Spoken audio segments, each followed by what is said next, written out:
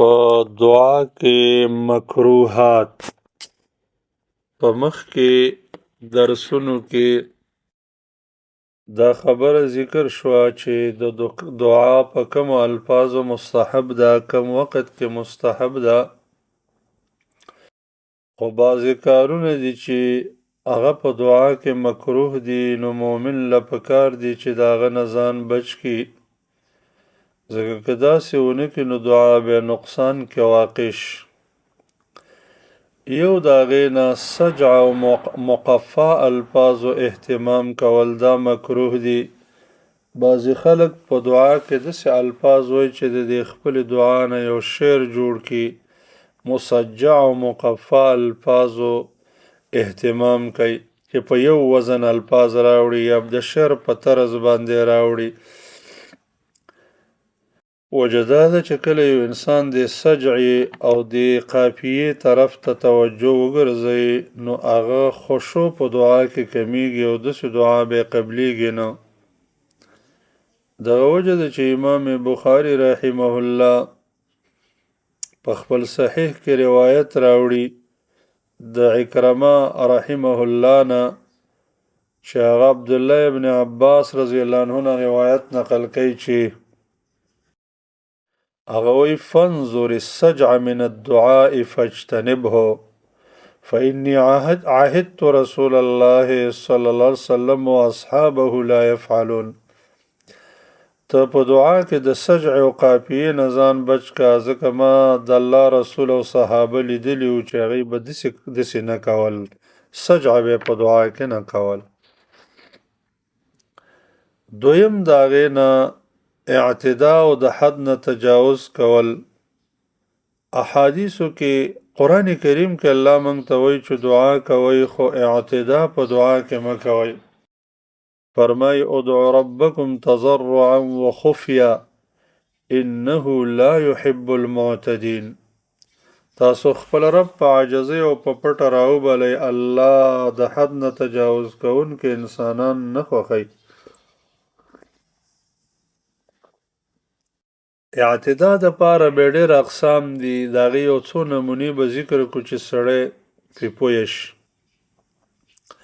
اول دا دی د هغه څه سوال د الله نه کول چې الله هغه منع کړی او بندګانو ته په دنیا کې نه ورکوي، په دنیا کې په بندګانو حرام دی.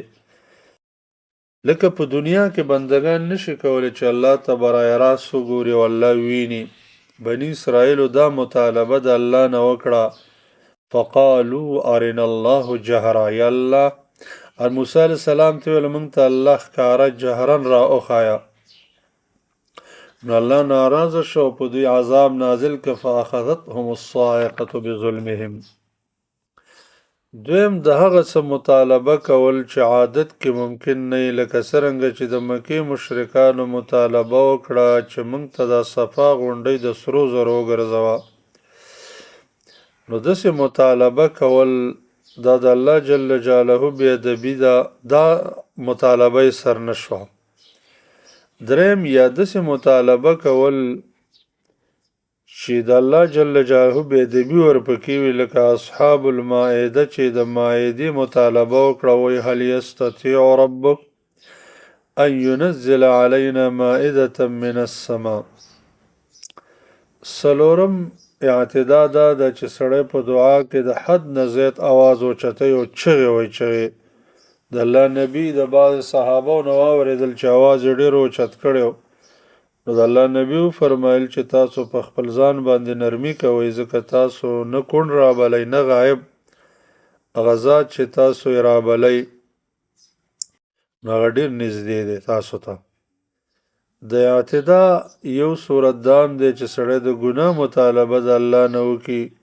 یو ګناه وښیي چې ماله مثلا دا ووایي چې ما ته د شرابو د څښلو لارې اسانې که، د بدکارۍ لارې راته اسانې که، د حرام خورۍ لارې راته اسانې که، یا د رشته دارۍ د پرې کولو دعا وغواړي چې الله د پلاني ورور زما په درشل را نه والا، زما په کور یې مه راوله، ما د هغه په کور مه ورواله، زما د تره زوی، ماما زوی، کاکا زوی، داسې نور.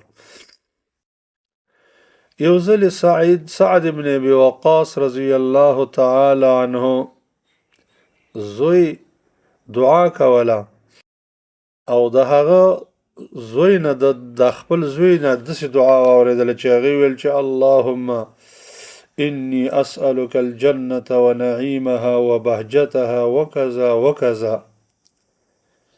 یا الله زستانه د جنت سوال کوم، د جنت د نعمتونو، د جنت د تر تازګۍ او د دې نعمت او د دې نعمت او د دې نعمت.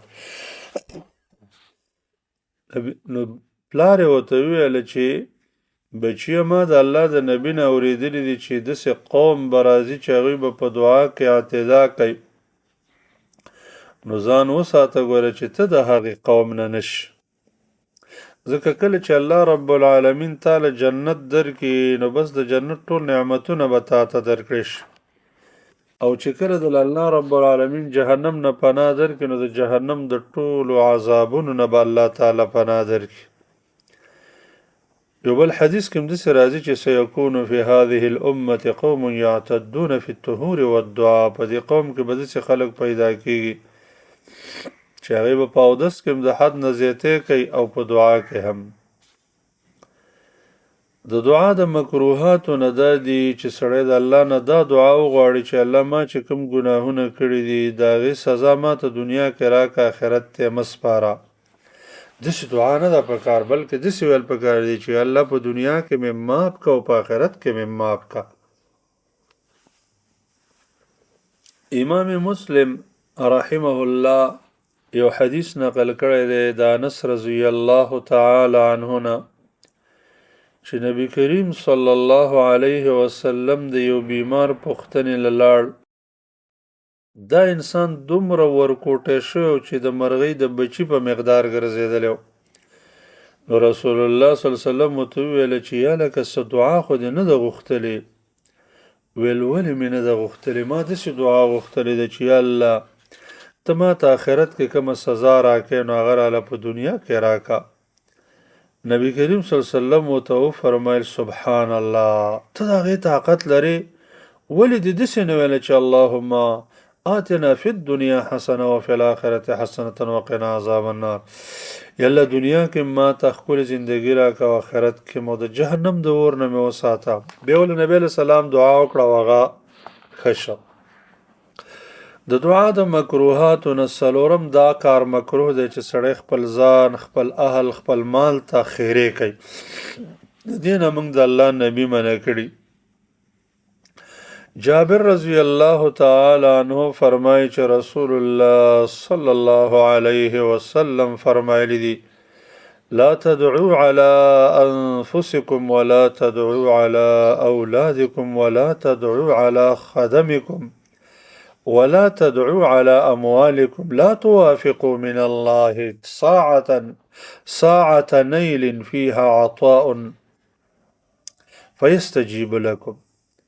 تاسو خپلو ځانونو باندې خپلو ځانونو ته خیرې مه کوئ، خپلو بچو ته خیرې مه کوئ، خپلو خادمانو ته خیرې مه کوئ، خپلو مالونو ته خیرې مه کوئ.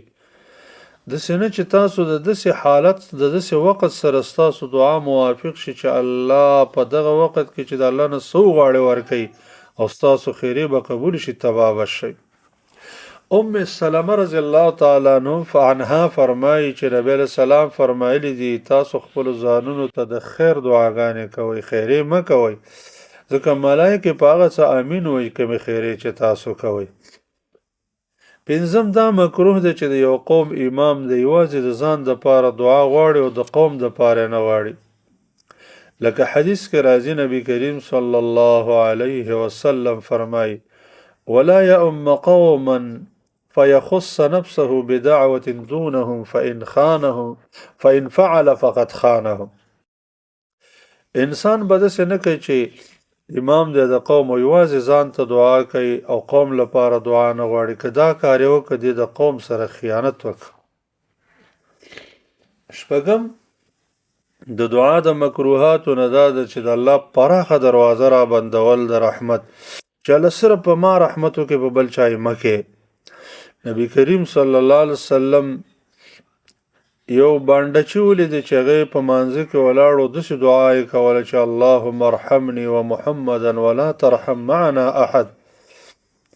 یا الله په ما رحم وکړي او په دې محمد رسول الله صلی الله علیه وسلم باندې وکړي په بل چا یې مه کوې.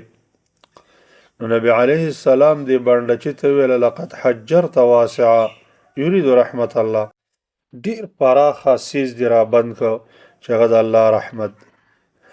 اوم د دعا د مکروهاتو نه دا دی چې سړی د مرګ ارمان کوي، ځکه موږ د الله نبي د دې نه منع کړي یو چې د مرګ ارمان به نه کوئ. حدیث د قیس کې راځي چې خباب رضی الله تعالی عنہ ته رالم او هغه وفرمیل چې داغونه په خپل بدن باندې ایښي او بیا یې وویل که دا وجه نه وی چې موږ رسول الله صلی الله علیه وسلم د مرګ د دعا نه منع کړي یو چې ځان دپاره به د مرګ دعا نه کوي نو ما به د مرګ دعا کړې وي. انس رضی الله عنه فرمایي چې نبی علیه السلام فرمایي یو انسان د مرګ دعا د یو تکلیف د وجې نه کوي او د مرګ ارمان دې نه کوي، که بیا ضرور محتاج شي نو داسې ووایي چې الله رب العالمین ما له ژوند راکړي تر څو چې زما دپاره ژوند بهتري او ما له مرګ راکړي تر څو چې زما دپاره مرګ بهتري. د ګناه دعا او د رشته دارۍ د پرې کولو دعا نه به سړی ځان ساتي او په دعا کې د جلتۍ کولو نه به سړی ځان ساتي. نبی علیہ السلام فرمایي الله د یو بنده دعا قبلوي تر څو چې د ګناه دعا نه کړي یا د رشته دارۍ د پرې کولو دعا نه کړي تر څو چې جلتی نه کړي. صحابه ویل چې د الله رسول جلتی څه ته ویل کېږي؟ ویل جلتی دا ده چې سړی ووایي چې ما دعاګانې کړي دي خو الله یې نه قبلوي، زما دعا نه قبلېږي نو ایسته به یې دعا پرېږدي د دعا نه بند شي، دا به نه کوي.